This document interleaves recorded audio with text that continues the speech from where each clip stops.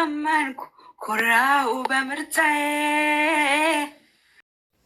እንግዲህ ቡታጅራ ሰርግ እንጠብቃለን። አዎ ሰርግ እንጠብቃለን።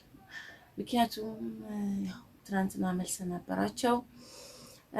እንግዲህ ትናንትና እንደውም ትንሽ ይሻል ነበር ከሰርጉ እንደውም የመልሱ ይሻላል ብዬ አስባለሁ። ትንሽ ሰውም ነበረ ዘና ፈታ ብለው ነበር ብዬ አስባለሁ። እንግዲህ ብዙ ሰዎች ያው ተቃውሞ አድርሰውባቸዋል።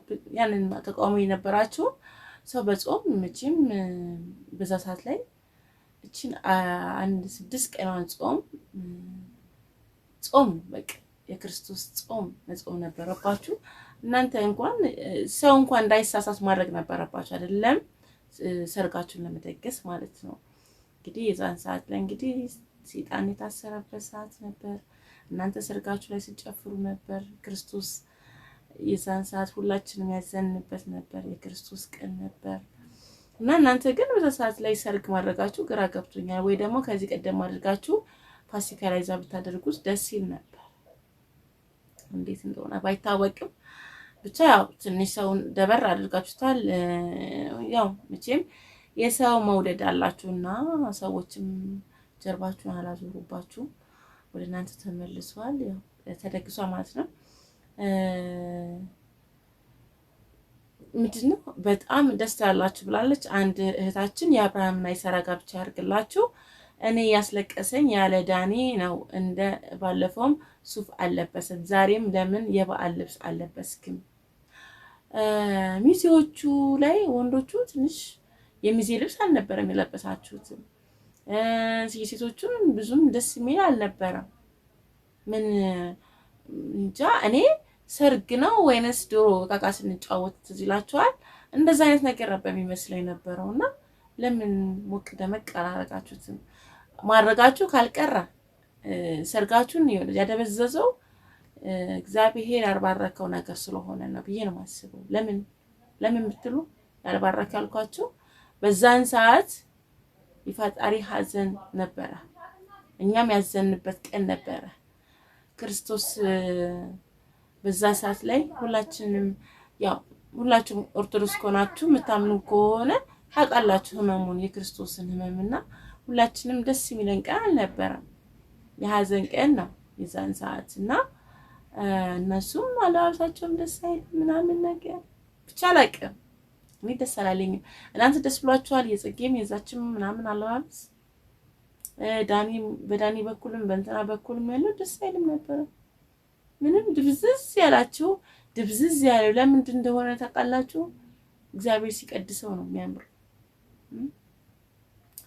እና እላችኋለሁ። ለማንኛውም ወልዶ ለመሳም ያብቃችሁ፣ ሙሽሮች ለመውለድ ያብቃችሁ፣ ለመሳም ያብቃችሁ ነው የምለውና ይሄ ማለት ወዳለ እንኳን እናንተ ያው አላ አይደለ ገነት ነጋቱ ማግብታለች። ያው ሁሉ ሲባል ያው ሁሉ ነገር ተብሎ ብዙ ነገር ተብሎ መቼም እሷ ማብር ያልሆነም ብላ ብዙ ነገር ውጣ ውረድ ብዙ ያለመናት የለም።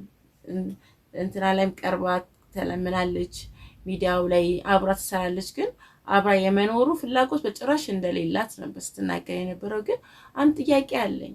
እንግዲህ ሌላ ሚስት አግብቶ እንደሄደ ነው ስትናገር የነበረውና እንደዛም ሆኖ ደግሞ እነሱ ቤት ነበር የሚመጣው። እንግዲህ አግብቶ ወልዶ ምናምን ሌላ ህይወት እንደመሰረተ ነበር ስትናገር የነበረው።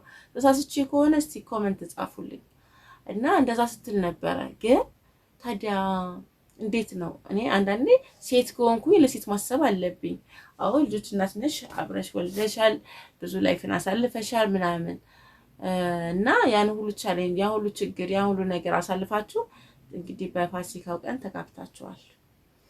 እና ያቺ ሴትስ እንደው እውነት ያገባት ሴት እሷንም እንደዚሁ አንቺን ሲያደርግሽ እንደነበረው አድርጓት ነው የመጣው ወይንስ አላገባም? ጥያቄንም ጠይቃችሁ እኔ አልሰማሁም ልበል ወይንስ እናንተ ሰምታችሁ ከሆነ እስቲ ኮሜንት ሴክሽን ላይ አድርጉልኝ። እና ያቺ ሴትስ እንዳንቺ ትቷት ነው የመጣው አንቺ ጋር ወይንስ ምን ተፈጥሮ ነው? ምክንያቱም አንድ ሰው ለኔ ቆራጥነቷ ደስ ብሎኛል። ለምን የሆነችውን ታውቃለች ብያለሁ። እንደገና ደግሞ ሌላ ህይወት ጀምሮ የሷን ህይወት ለኔ ይሁን ማለት አልችልም። የመጀመሪያም ቢሆን አንድ ሰው ጋር ሄዷል። በቃ ያ ህይወቴ ልጅሽ አባት ነው አብረን ምናምን ብቻ ግን ተመልሶ መምጣቱ ይለኛል። አይ ዶንት ኖ ብቻ ለማንኛውም ምንድን ነው የሚባለው ትልቅ አምሳያ ናችሁ ምናምን አስተማሪ ናችሁ ምናምን አይ ዶንት ኬር ይሄ ነገሮችን ግን የዛች ህመም አልተሰማሽም ማለት ፈልጋለሁ። ይሄ ደግሞ እናንተ እንደ ቅናት እንዳታዩብኝ። ምክንያቱም ማናችንም ላይ ሲደርስ ያንድን ሰው ህይወት ላይ ጀምሮ ያን ሰው ህይወት ላይ እንደገና ተመልሶ ሲመጣ ምን አይነት ስሜት የሚሰማው ገብቷችኋል? እዛስ ቤት አይበርድም ወይ? ሰው ህይወት ሁሉም ቤት ማስበረድ አለበት ወይ? ስለዚህ ይሄ ጥያቄ ነው። እናንተ ኮሜንት ሴክሽን ላይ አቅርቡልኝ እንትን በሉኝ እና አብርሽና ሩታ እንግዲህ ደስታችን ነው። አብራችሁ ስለሆናችሁ አብራችሁ ስለተዋለዳችሁ አብራችሁ ስለሆናችሁ ደስ ብሎኛል። እንኳን ደስ ያላችሁ ማለት እወዳለሁ። የነገነት ንጋቱም እንኳን ደስ ያላችሁ ማለት ፈልጋለሁ። ግን ያን ነገር ማወቅ ፈልጋለሁ። ምክንያቱም እንዲህ ነው በቃ ማወቅ ስለምፈልግ ነው። እናንተ አስቀምጡልኝ። እወዳችኋለሁ።